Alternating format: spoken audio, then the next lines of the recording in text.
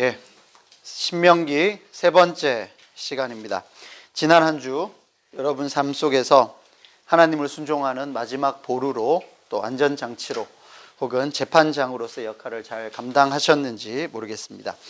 한번 듣고 오늘 읽은 본문 제목처럼 우리에게 주신 말씀이 좋았더라, 그냥 참 좋았다 이렇게 끝나면 안 되겠죠. 설교 본문을 제가 그렇게 길게 잡지 않습니다.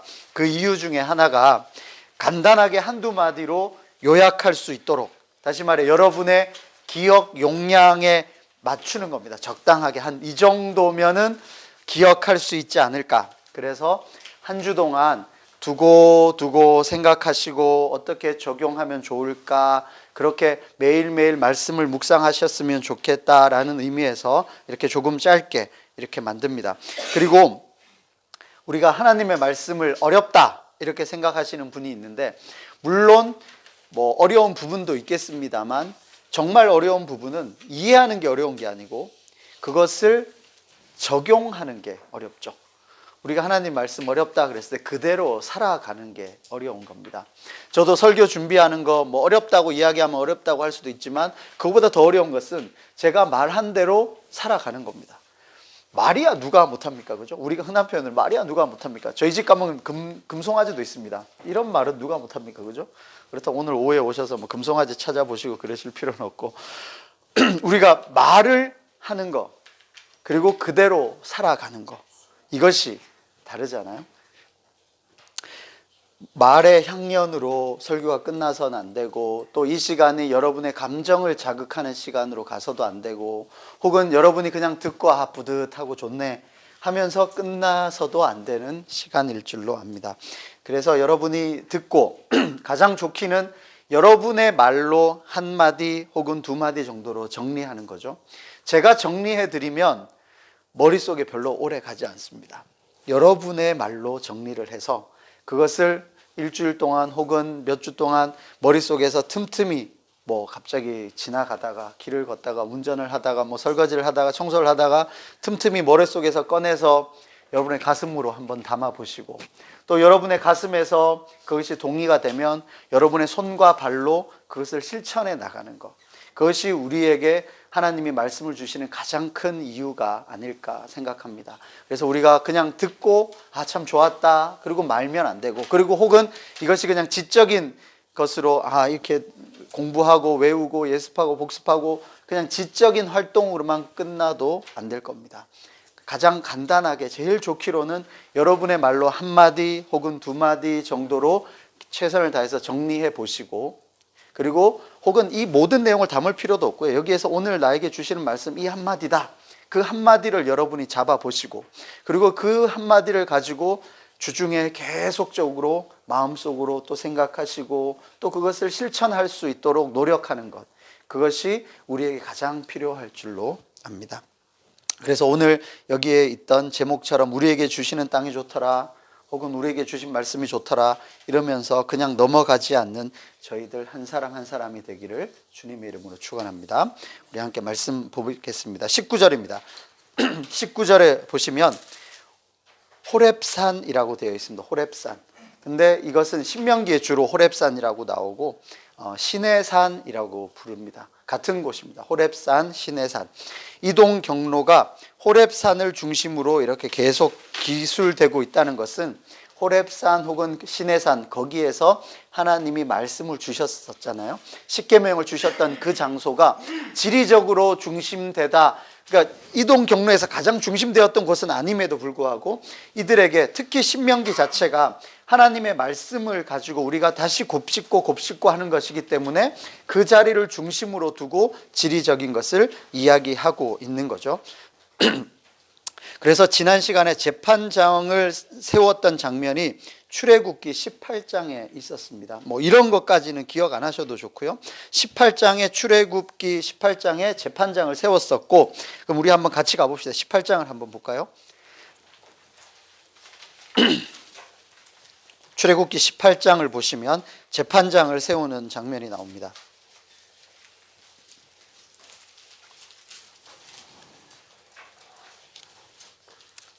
찾으셨죠? 출애굽기 18장에 재판장을 세우고 그리고 19장을 보면 이스라엘 자손이 드디어 시내산, 지금 말했던 호렙산에 이르는 장면이 나옵니다. 그리고 20장부터 십계명을 받고 그 십계명의 자세한 내용들이 쭉 나오거든요. 그게 어디까지 나오냐면 계속 넘어가 보십시오. 계속 넘어가 보시면 어디까지 십계명과 관련된 것이 나오나요? 31장까지 나옵니다. 31장까지. 그죠? 31장까지 그 율법의 내용이 나옵니다. 이렇게 시내산에서 십계명을 받고 있는 그 와중에 그 며칠을 못 참고 밑에 있던 이스라엘 백성들은 아론을 중심으로 해서 뭘 만들죠? 금송아지 만들죠. 그것이 32장에 나옵니다. 그리고 오늘 우리가 잠시 읽었던 12정탐꾼을 파견하는 것은 어디쯤 나올까요? 자, 출애굽기 32장에 금송아지가 나왔잖아요. 그리고 시내산을 떠나라고 명령하시는 거, 그리고 이제 출애굽기 뒤에 다시 돌판 이야기가 나오고, 그리고는 정탐꾼 이야기는요, 출애굽기를 지나서 레위기를 다 지나서 민수기에 가야 나옵니다. 민수기하고도 13장에 가야 정탐꾼을 파송하는 장면이 나옵니다. 그러니까 지금 벌써 우리가 지난주에 재판장을 세웠습니다 하고 그 다음에 정탐꾼을 보냅니다 하는 이 사이에 거의 2년 가까운 시간이 걸립니다. 1년 넘게 시간이 걸리고, 그리고 성경책으로 하면 출애굽기가 다 지나갔고 레위기가 지나갔고 민수기 13장으로 와버린 거예요. 그죠? 그러니까 40년을 써머리 하는데 지금 모세가 중요하게 생각했던 거 재판장들 세웠습니다. 그리고 두 번째로 뭐를 이야기하고 있냐면 우리가 가나안 입구까지 와서 정탐꾼을 보냈습니다. 지금 40년을 회상할 때 그 두 가지 사건을 지금 이야기하죠. 첫 번째 재판장들을 세운 이야기, 두 번째 이제 정탐꾼을 보내는 이야기입니다. 이 동안 지나왔던 길이 어느 정도 되느냐, 우리 지도를 한번 볼까요? 나눠드린 지도를 한번 봅시다. 나눠드린 지도에 9번이라는 곳 찾아보실까요? 9번 설명에 뭐라고 되어 있습니까? 르비딤에서 시내산까지 해서 출애굽기 19장 1절 2절. 그러니까 시내산에 와서 십계명을 받기 시작한 거. 그래서 그 이후에 십계명의 이야기가 쭉 나왔죠. 그리고는요, 9번에서 10번 가면 뭐라고 되어 있습니까? 시내산에서 다베라까지 해서 민수기 10장이 되는 거죠. 민수기 10장까지. 그래서 9번에서 10번, 지금 지도에서 그러면은 9번 보시면 시내산 보이시죠? 그리고 10번 보이십니까? 그죠? 그리고 나서 지금 우리가 보고 있는 장면은 12번 하세롯에서 가데스 바네아까지 해서 12번까지 쭉 올라가 보시죠. 12번까지 쭉 올라가 보면은 가데스라는 지명을 찾을 수 있으시겠습니까? 에돔이라는 에자 옆에 13번까지로 쭉 올라가서 12번과 13번 사이가 우리가 지금 하는 거거든요. 그러니까 가데스 찾으셨죠? 그러니까 시내산에서 가데스까지를 보시면 이게 요즘 킬로미터로 하면 약 1600km쯤 됩니다. 1600km. 꽤 길죠. 예. 그러니까 오늘 읽었던 본문으로 이야기하면 크고 두려운 광야를 지났다라는 표현을 하는 겁니다. 지금 이 시내산에서부터 가데스까지 엄청난 길을 올라가는 거예요. 1600km면은, 자, 우리 한번 상상을 해봅시다. 텐트 치고 살았잖아요. 그죠? 자, 아침에 일어났어요. 자, 그러면 엄마가 밥을 하고, 아침을 하고, 그리고 중간에 점심 못 할 거니까 도시락도 싸야 될 거고, 그죠? 그리고 텐트 접어야죠. 그리고 짐 다 실어야죠. 없으면 메고 가야 되고. 그러면 아무리 일찍 출발해도 한 9시, 10시 출발하겠죠. 그리고 여기 사막 지역이잖아요. 한 12시나 1시 되면 못 움직이죠.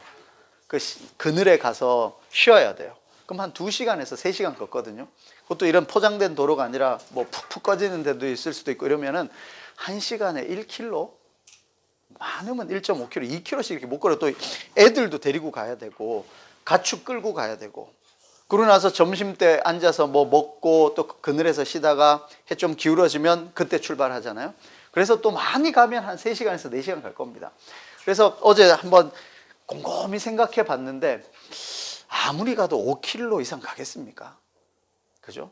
그리고 매일 갈 수 있었을까요? 또 가다가 좀 쉬어야 되고 하루는 또 좀 쉬고 정비도 해야 되고 그러니까 1600km 가려면 1년 넘게 걸릴 것 같아요.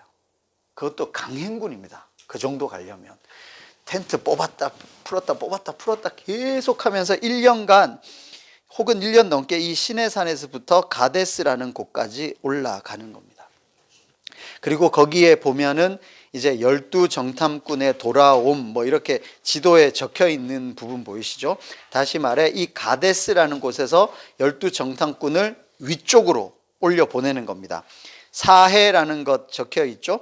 그러니까 지금 여기에 이제 그 위쪽 부분 조금 비어 있는 그곳이 위에서부터 보면 가나안족, 블레셋족, 여부스족, 브리스족, 아모리족이라고 적혀 있는 이 부분. 그리고 베델, 아이, 여리고 찾으셨습니까? 그러니까 지금 정탐꾼은 여기 지도를 보시면 이렇습니다. 요 지역이 이제 가나안이라는 곳이에요. 요 지역이 가나안 지역인데 밑에서부터 이렇게 올라와서 첫 번째 정탐꾼은 이 밑에서 보내요. 이 밑에서 이르르. 그러다가 정탐꾼이 돌아오고 약 40년 뒤에는 돌아와서 이 옆으로 들어옵니다. 옆으로. 그 옆에 보면은 여리고라는 것 보이시죠? 그래서 그 숫자에 15번, 16번, 17번 오른쪽으로 이렇게 돌아 들어가는 거죠. 그러니까 원래는 밑에서부터 정탐꾼을 파견해서 여기서부터 40일 동안 저 위에까지 여기 우리 요단강이라는 그 지역까지 밑에서부터 저 위에까지 올라갔다가 내려와서 정탐 보고를 하는 것, 그것이 이 가데스라는 곳에서 했던 일이고, 그리고 여기서 정탐 보고 이후에 불순종으로 출애굽 1세대들은 광야를 약 40년간 이 근처에서 헤매요. 이 근처에서 다시 도는 겁니다. 그러고 나서는 밑에서 오른쪽 이쪽이죠. 여러분 오른손 쪽에서 옆으로, 그래서 여리고하고 아이 쪽 이쪽으로 가나안 옆에서 쳐들어 들어오는 겁니다. 이제 머릿속에 어느 정도 이제 되시겠죠? 다시 한번 저를 보면 쉽게 하면 이렇습니다. 가나안이라는 지역이 이렇게 있으면 이제 처음에는 이 밑에서부터 올라와서 이 경계에서 정탐꾼을 보내서 북쪽까지 올라갔다가 한번 내려왔고, 그리고 여기서 이제 입국을 거부당했죠. 그래서 다시 돌아서 광야를 약 40여 년간 돌다가 옆으로 이렇게 들어와서 여기가 이제 여리고 아이성이 이쪽에 있는 겁니다. 예, 지도는 한 이 정도면 되겠습니다. 요거를 계속 가지고 있으시면서 혹시 앞으로 또 필요한 일이 있으면 이 지도를 좀 참조하시면 좋을 것 같습니다. 19절 다시요. 신명기 1장 19절에 보면, 그래서 우리가 읽었던 부분에 모르는 지명 이런 거 연속적으로 나오면 우리가 이제 흔한 표현으로 멘붕이 오잖아요. 그래서 잘 모르거든요. 근데 이제 머릿속에 지도가 있으니까 19절을 다시 한번 읽어보겠습니다. 시작. 우리 하나님 여호와께서 우리에게 명령하신 대로 우리가 호렙산을 떠나 너희가 보았던 그 크고 두려운 광야를 지나 아모리 족속의 산지길로 가데스 바네아에 이른 때에, 자, 지도하고 이 글하고 이제 매치가 되시죠? 그 크고 두려운 광야 아모리 족속의 산지 해안길로 이렇게 들어와서 이제 1년이 넘는 어느 시점에 가데스 바네아에 이르렀다라고 이야기하고 있습니다. 그리고 나서 19절, 20절, 21절 요 세 절을 한번 묶어서 볼 텐데, 19절, 20절, 21절에서 계속적으로 반복되는 어구 혹은 강조되고 있는 부분이 있습니다. 한번 찾아보실 수 있겠습니까? 저는 이제 펜으로 표시를 해놨거든요. 그래서 이 구절을 어쩌다 다시 보면 아, 이게 있었구나 해서 생각을 하는데, 19절에 이렇게 되어 있습니다. 우리 하나님 여호와께서 우리에게 명령하신 대로.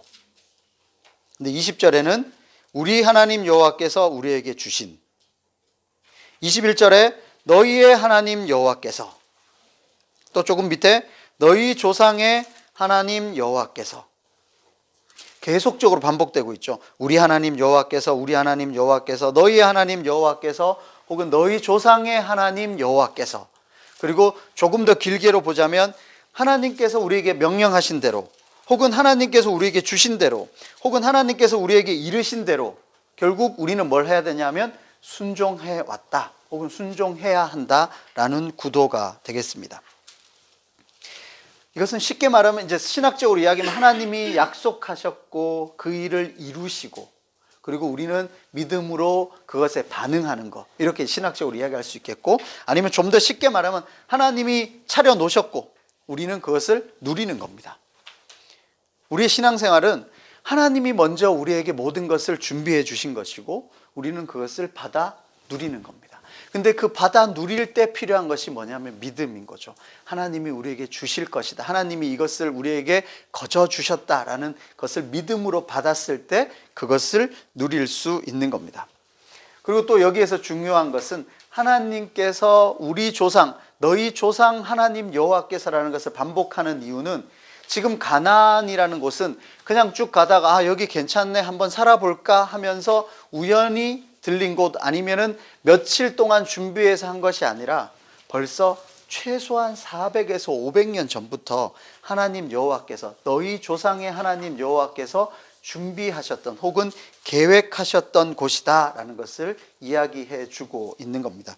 이것을 제일 처음으로 이야기한 것은 창세기 12장이 되겠죠. 12장 한번 보실까요? 창세기 12장은 우리가 자주 계속 인용하는 말이죠. 창세기 12장 1절입니다.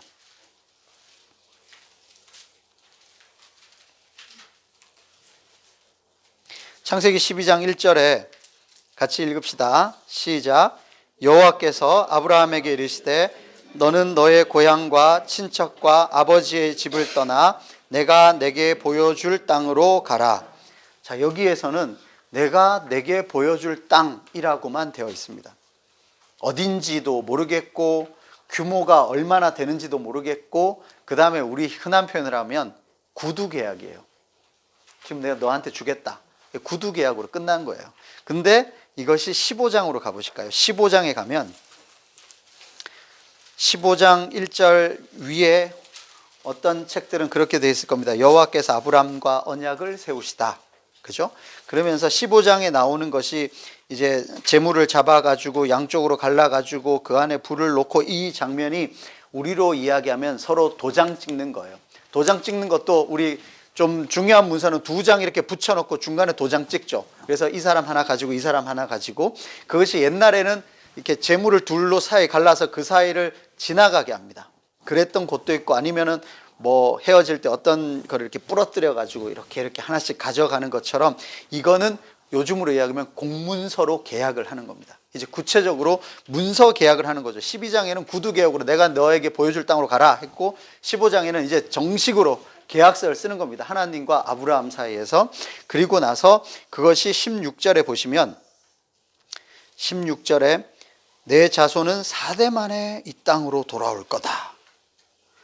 4대. 근데 그 위에 13절에 가보시면 그것이 얼마나 걸린다고요? 400년이에요. 여러분 혹시 기도하고 있는 제목이 있으면, 기도하고 하나님이 그래 이뤄줄게, 언제요? 한 400년? 그럼 여러분 감사합니다 막 이러실 거예요.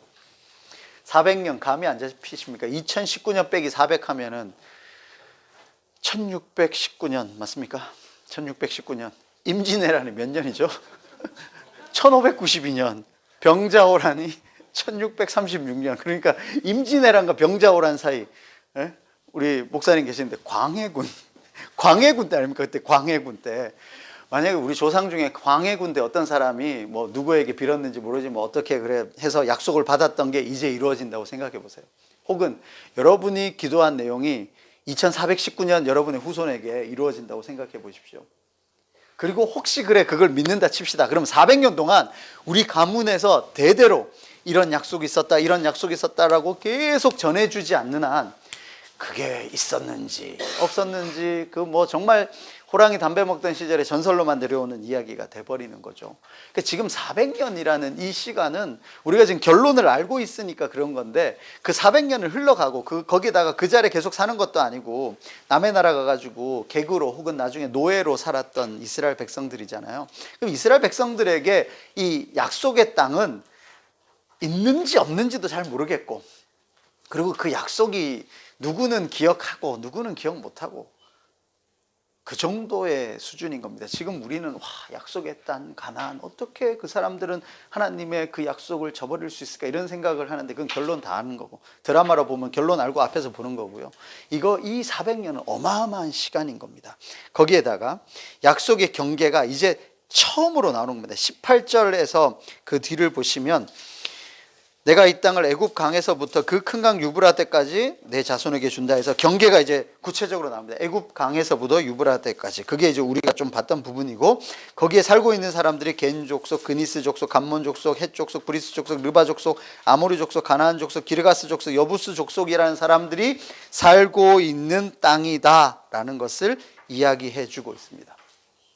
그리고 현재 아브라함은 여기 살고 있는 거예요. 이 사이에 그 가나안 지역이 어디쯤인가 아브라함이 살고 있어요. 근데 집 짓고 사는 게 아니라 유목민이니까 이렇게 조금씩 떠돌아다니면서 조금 살겠죠. 그리고 이삭도 그 근처 브엘세바하고 뭐 그 근처에서 살았습니다. 그리고 야곱 때 이제 요셉을 따라 애굽으로 넘어오죠. 그 마지막 밤을 보시면 창세기 46장에 있습니다. 창세기 46장을 보시죠.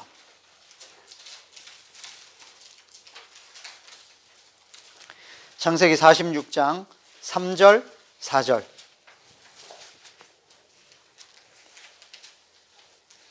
창세기 46장 2절을 보면 그 밤에 하나님이 이상 중에 나타나셨다라고 되어 있고요. 그리고 3절, 4절 같이 읽겠습니다. 시작. 하나님이 이르시되 나는 하나님이라 내 아버지 하나님이니 애굽으로 내려가기를 두려워하지 말라. 내가 거기서 너로 큰 민족을 이루게 하리라. 내가 너와 함께 애굽으로 내려가겠고 반드시 너를 인도하여 올라올 것이며 요셉이 그의 손으로 내 눈을 감기리라 하셨더라. 아멘. 이제 가나안에 살다가 애굽으로 떠나야만 하는 그 마지막 밤에 하나님이 나타나셔서 다시 한번 확인해 주시는 거죠. 아마 아브라함의 약속에서부터 야곱 때까지만 해도 벌써 한 거의 100년은 넘게 흘렸을 겁니다. 왜냐하면 야곱이 바로 앞에 가가지고 내 나이 130입니다. 뭐 이렇게 돼버리니까 벌써 100년이 넘었죠. 아브라함에서부터 이렇게 내려오면. 그러면 여기에서 말했을 때 몇 명이 애굽으로 떠났을까요? 70명. 그죠? 27절에 보시면 애굽에서 요셉이 낳은 아들은 2명이니 야곱의 집 사람으로 애굽에 이른 자가 모두 70명이었더라. 가나안이라는 큰 넓은 땅에서 70명 살고 있었어요. 그냥 70명. 흔적도 없는 거죠. 그런데 자기 할아버지한테 들은 바로는 이 땅이 다 자기네 땅이래요. 하나님이 주시겠대요. 그리고 믿고 살고 있는데 어느 날 이제 떠나야 돼요. 정처 없이 떠나야 되는데 예전에 듣기로는 400년이래요. 다시 돌아올 수 있을까? 그리고 큰 민족을 이루겠다는데 지금 다 합해서 70명. 우리보다 많긴 하지만 그죠? 70명. 근데 그 70명이 400년 동안 수십만 명으로 늘어나는 거죠. 이거는 인구 증가가 아니라 인구 폭발입니다. 이렇게 인구가 폭발적으로 증가한 거는 유사일의 어느 곳에도 없습니다.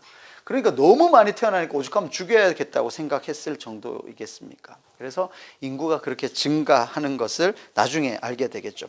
지금 그렇게 가나안이라는 땅, 제가 왜 이 말씀을 드리냐면 지금 우리가 신명기를 보고 있을 때 이제 정탐꾼을 파견하는 장면이잖아요. 정탐꾼을 파견할 때 그 사람들은 출애굽 1세대고 지금 신명기를 듣고 있는 사람은 출애굽 2세대인데 이들 앞에 있는 가나안의 의미가 어떤 거냐는 것을 한번 이렇게 생각해 보자는 겁니다. 400~500년 전부터 전설로 내려왔던 땅, 그리고 야곱이라는 할아버지가 그 땅에서 애굽으로, 지금 우리 살고 있었던 애굽으로 넘어올 때 그 밤에 이런 일들이 있었다고 하던데, 그리고 큰 민족을 이루겠다고 하셨는데 지금 돌아보니까 엄청 많기는 많을 거 아닙니까? 하나님의 약속 중에 한 부분인 큰 민족을 이루겠다는 것은 누가 봐도 실현이 됐구나. 근데 전설로만 듣는 그 땅, 두 가지예요. 그 땅이 진짜 있기는 한 건지, 그 다음에 흔한 표현으로 젖과 꿀이 흐르는 땅이 맞긴 한지, 이걸 확인해 봐야 되거든요. 그런 의미에서 가나안 앞에 드디어 출애굽 1세대가 들어온 겁니다. 이해가 되시죠? 그리고 나서 우리 이제 다시 신명기로 돌아가 봅시다. 신명기에 보면 이제 21절에 너희 하나님 여호와께서 이 땅을 너희 앞에 두셨은즉 우리 신명기 강의 첫 번째의 제목이기도 합니다. 이 땅이 너희 앞에 있다. 이 땅이라는 그 두 글자 안에 어떤 의미가 담겨 있는지 우리 충분히 생각하실 수 있습니다. 이러한 땅이 너희 앞에 있다.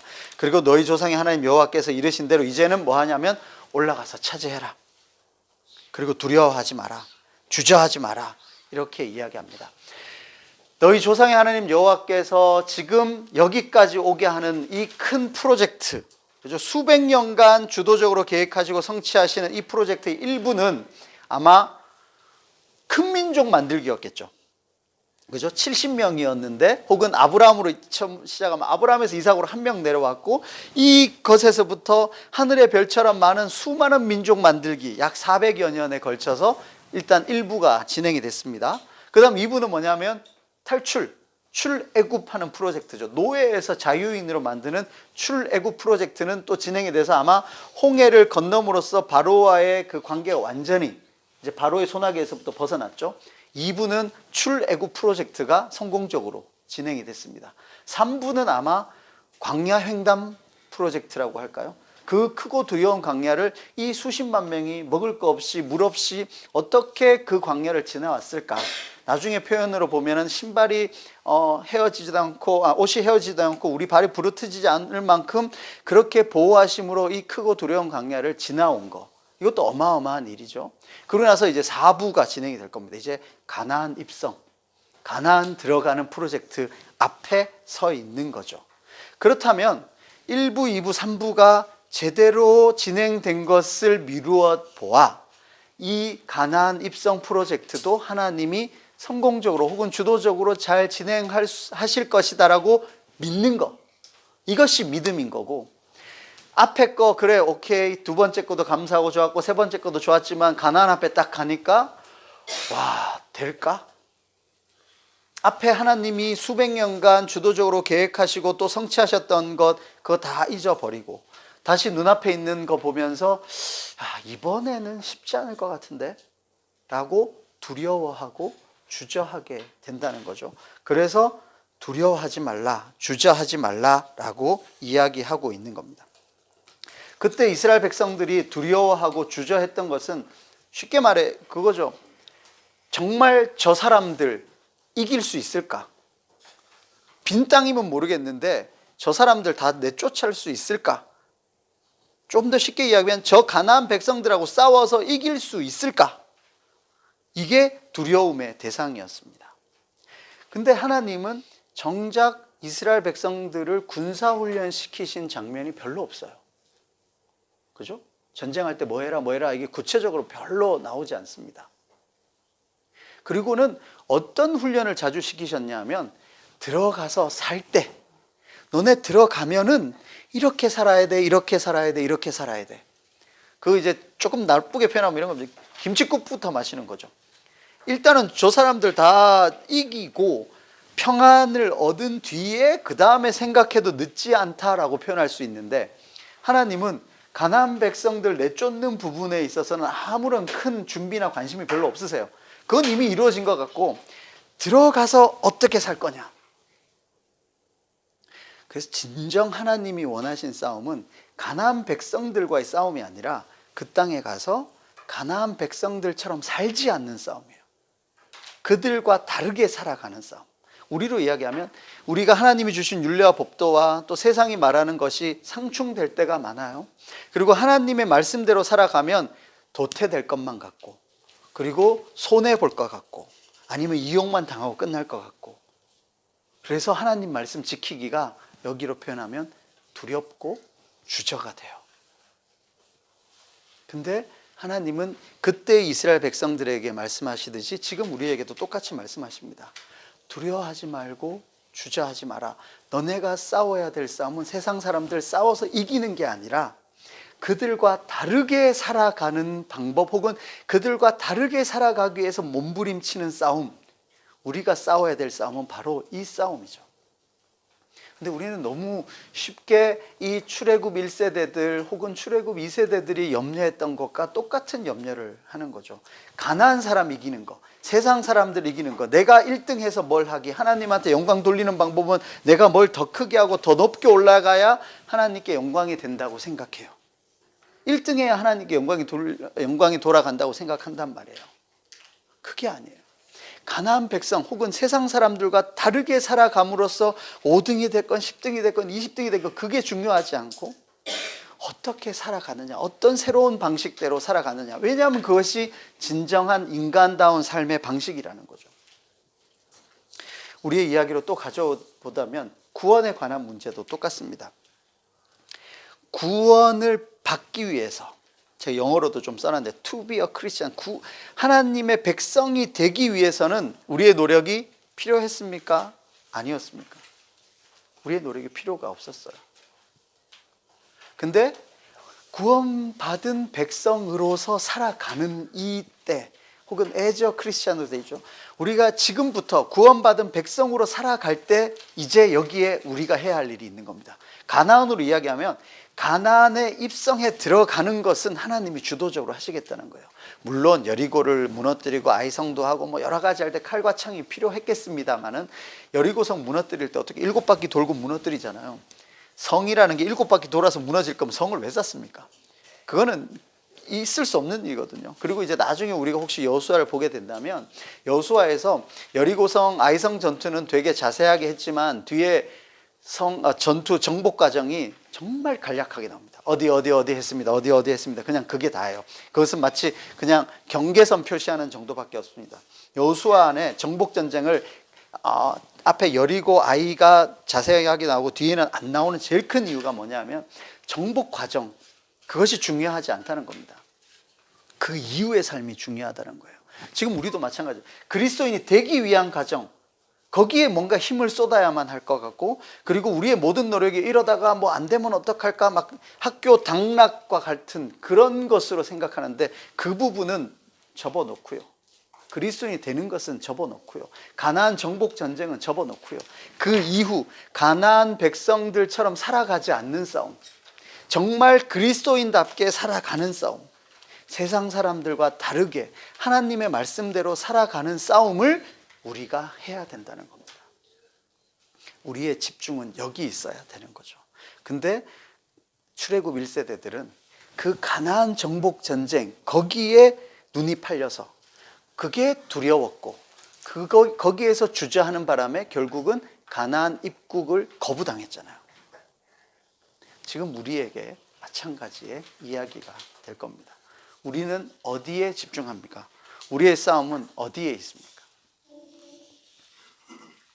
그리고 마지막으로 25절을 한번 봅시다. 25절을 보시면 그 땅의 열매를 손에 가지고 우리에게로 돌아와서 우리에게 말하여 이르되 우리의 하나님 여호와께서 우리에게 주시는 땅이 좋더라 하였느니라. 우리에게 주시는 땅이 참 좋았습니다 라고 정탐꾼 몇 명을 보냈죠? 12명 보냈거든요. 그리고 그 중에 몇 명이 이 말을 했겠습니까? 12명이 다 합니다. 그 땅 좋았다 는 12명이 다 해요. 만약에 10명은 그 땅 별로더라 그렇게 말한 게 아니라 12명이 다 과일의 열매까지 갖고 오면서 이 땅 진짜 좋다.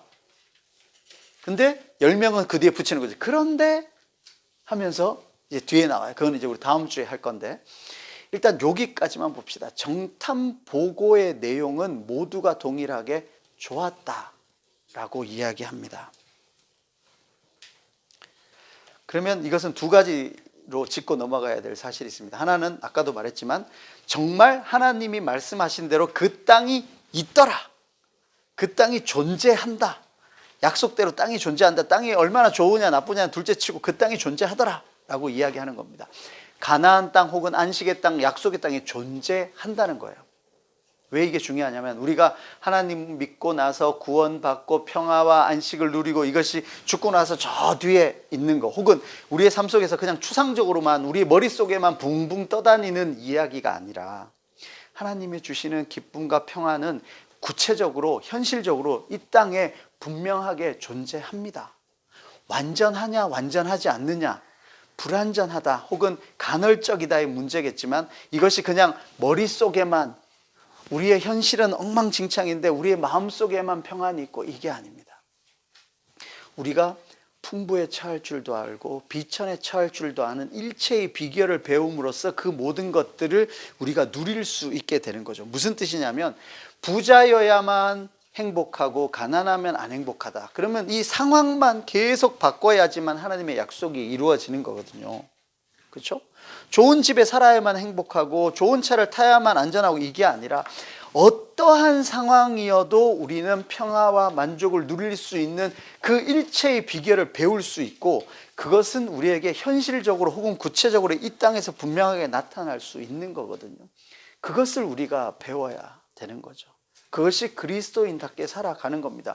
그래서 세상 사람들이 바라봤을 때 저 집이 뭐 특별하게 있는 것도 아닌데 저렇게 웃고 다니지. 왜 저 집은 행복해 보일까? 저 사람은 뭔가 없는 것 같은데 나보다 분명히 없을 텐데 잘 나눠주고 사네. 저 사람이 먼저 배려하네, 양보하네. 왜 저러지? 서로 아둥바둥 막 다툴 때 먼저 뒤로 한 걸음 물러서서 배려해 줄 수 있는 사람. 저 사람 뭐길래? 뭐가 저 뒤에 있길래 저럴까? 그것이 우리가 살아가야 하는 삶이 되는 거죠. 죄 대신 하관을 슬픔 대신 우리에게 기쁨을 주시겠다라는 그 모든 것이 구체적으로 현실적으로 있다는 겁니다. 가나안 땅이 있다는 겁니다. 약속의 땅이 거기 있었다는 겁니다. 거기다가 플러스 정말 말로 들었던 대로 엄청 좋더라. 젖과 꿀이 흐르더이다. 혹은 정말 그 땅이 좋았습니다. 우리에게 주시는 땅이 좋았습니다. 라고 이야기하고 있는 겁니다. 우리에게 주신 땅이 좋다. 이 말은 이제 우리로 단도직입적으로 이야기하면 구원받은 자의 삶이 좋다라는 거죠. 우리의 신앙의 선배들이 우리에게 정탐 보고서를 내어놓은 게 구원받은 백성의 삶이 좋다. 모든 것을 주고 받고 사도 좋다. 밭에 감추인 보화와 같이 나의 모든 것과 바꿔도 충분하다 혹은 만족하다라는 정탐 보고서를 우리에게 준 겁니다. 혹은 반대로 여러분은 여러분의 후배들에게 신앙의 후배들에게 다른 사람에게 어떤 정탐 보고서를 내겠습니까? 교회 다니니까 예수 믿으니까 좋더라. 혹은 너무 많이 심하게 믿지는 마. 이렇게 이야기합니까? 구원받은 백성의 삶이 어떻다. 멀리서 보고 좋아. 목사님만 일단 그렇게 살고 나는 좀 더 있다가. 그게 지금 가나안 앞에서 백성들이 했던 두렵고 주저하는 마음하고 뭐가 다르겠습니까? 가나안이라는 것, 그리스도인의 삶, 그래 좋다고 듣기는 많이 들었어요. 지금 정탐 보고서라는 게 이렇습니다. 갔다 온 사람은 좋았다고 말하고 안 간 사람이 잘 안 돼서 이 12명이 아무리 설득해도 잘 안 된 게 문제가 아니라 이 12명 중에 10명은 보고 와서 좋았는데 가기를 두려워하고 주저했다는 거죠. 이 사람들이 문제가 아니라 갔다 온 12 중에 10명이 문제였던 겁니다. 다시 말해 그리스도인의 삶을 맛을 봤어요. 뭔지 알겠어요. 근데 그것을 내가 전적으로 그 땅에 들어가서 살기를 두려워하고 주저하고 있다는 겁니다. 그게 우리들의 마음이잖아요. 좋은 거 알겠어요. 근데 우리 흔한 표현으로 이러다가 은혜 너무 세게 받으면 큰일 날 것만 같고 두렵고 주저하게 되어 있다는 거죠. 그것을 넘어설 수 있겠느냐? 지금 이 출애굽 1세대들은 못 넘어섰어요. 그리고 출애굽 2세대들에게 이 신명기 이 시점으로 모세가 다시 한번 이야기하는 겁니다. 너네 알지? 40년 전에 너네 아버지 세대가 부모 세대가 어떻게 했는지. 그래서 40년간 우리 이렇게 또 돌았지 않냐. 그리고 다시 두 번째 세컨 찬스로 여기 와 있다. 이 땅이 너희 앞에 주어져 있는데 이제 어떻게 할 거냐. 부모님 때처럼 또 두렵고 주저함으로 돌아설래? 아니면 믿음으로 이것을 넘어갈래? 이것을 모세가 신명기에서 출애굽 2세대들에게 그리고 우리에게 계속적으로 이야기해 주고 있는 겁니다. 마지막으로 하나만 찾아봅시다. 신명기 30장을 찾아봅시다.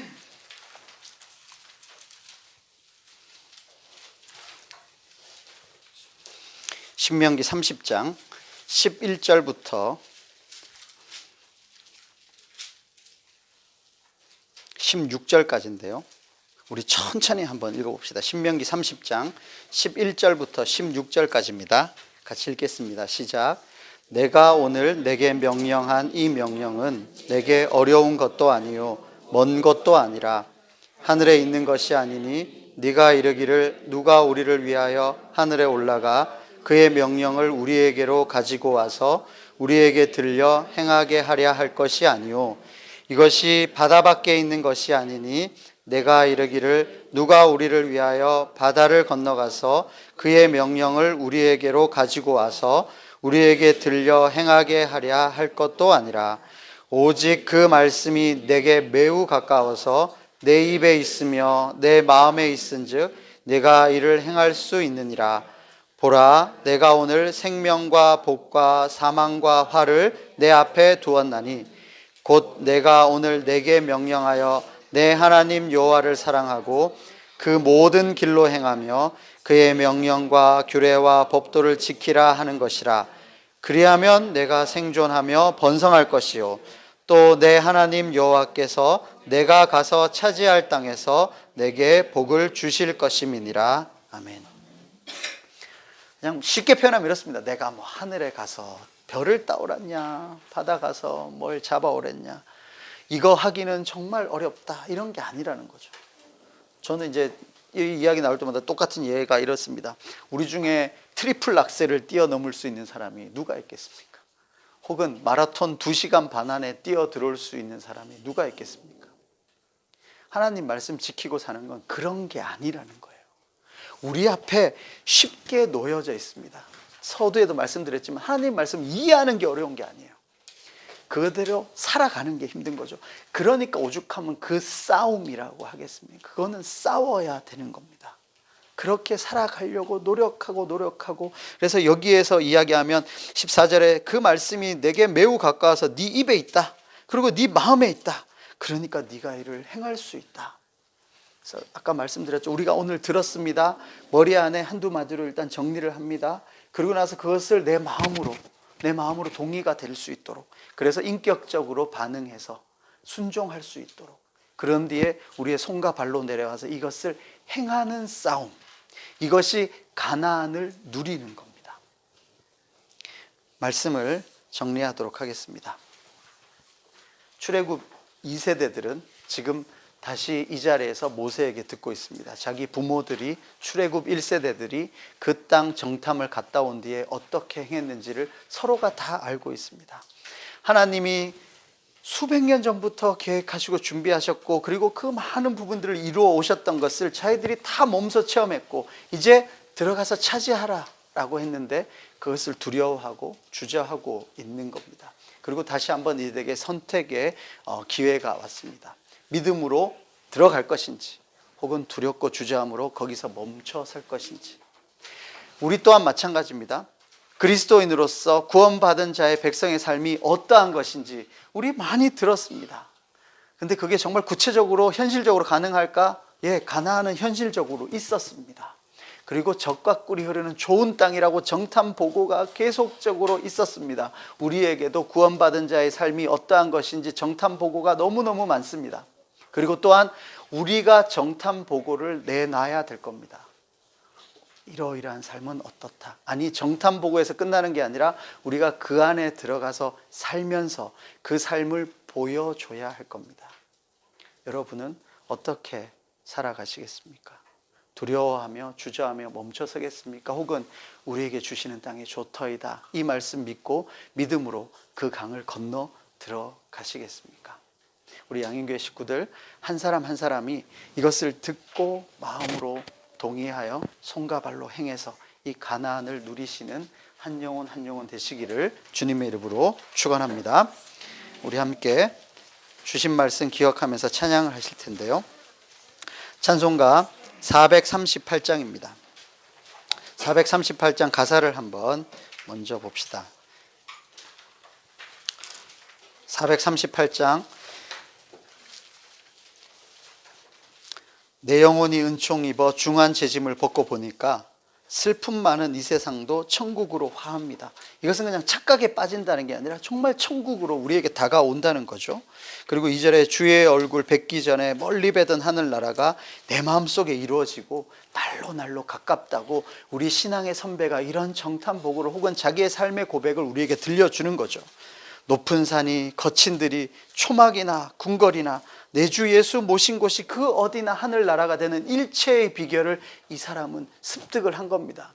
우리가 이 높은 산 거친들 초막과 궁궐이 어디나 하늘나라가 되는 이 일체의 비결을 배운다면 궁궐 찾아다닐 필요 없고요, 높은 산이었던 거친들이든 아무런 상관이 없는 우리는 세상이 감당치 못하는 사람이 될 줄로 믿습니다.